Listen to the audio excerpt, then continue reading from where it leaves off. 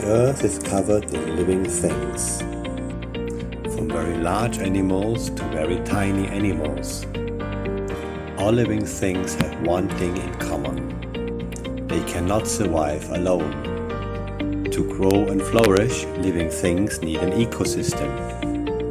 An ecosystem we call all the living and non-living things that interact in an ecosystem. It is never easy to see where one ecosystem starts and another one ends. Some ecosystems look very similar to each other, but some look very different to each other. But all ecosystems are made out of the same parts.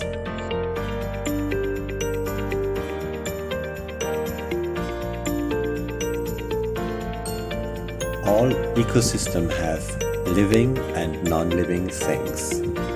The non-living parts of an ecosystem includes sunlight and temperature, air and wind, the types of water that is available, and rocks and soil. The living things of an ecosystem are the animals in it and the plants. The non-living things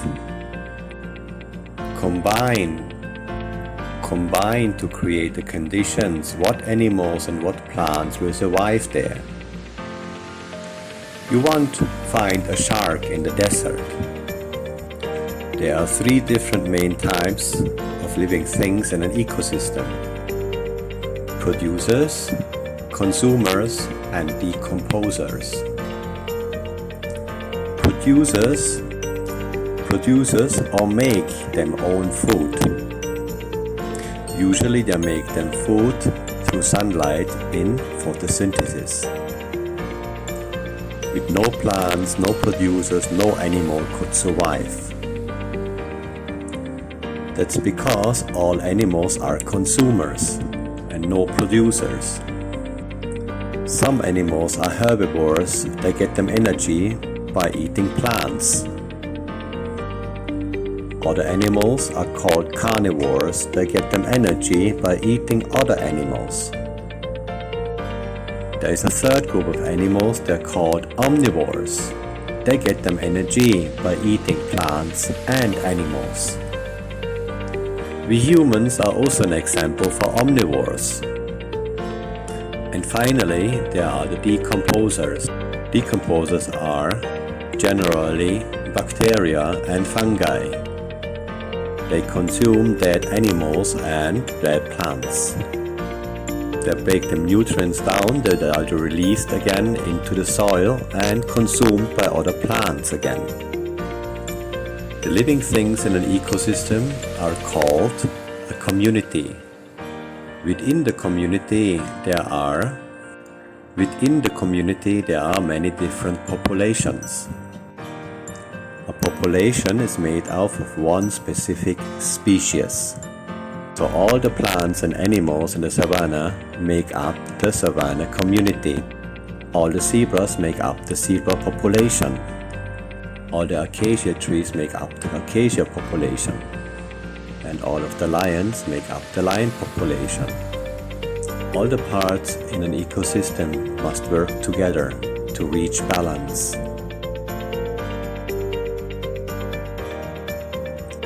As example, in a balanced ecosystem, the predators keep the population of rabbits from growing too large. Because if there are too many rabbits, then we have too less plants. Because if the rabbits grow too large, other animals not have enough plants and cannot survive.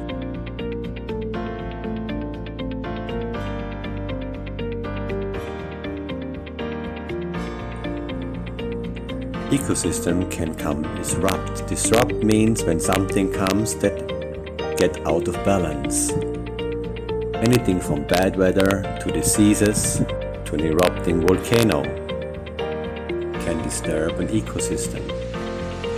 Also, human activity can disrupt the balance from an ecosystem. By cutting down trees and clearing forests, building roads and cities killing important animals, or creating pollution.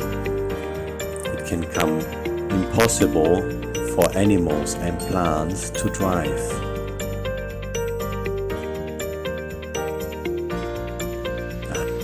We humans need an intact nature to survive for food, plants, animals. So it's very important we protect the nature. Everyone can do something to help to get our nature again in balance. You can do anything by picking up trash, planting a tree and new plants. Don't use too much water and electricity. Or create a habitat for wild animals, feed them. Also you can help the ecosystem around you.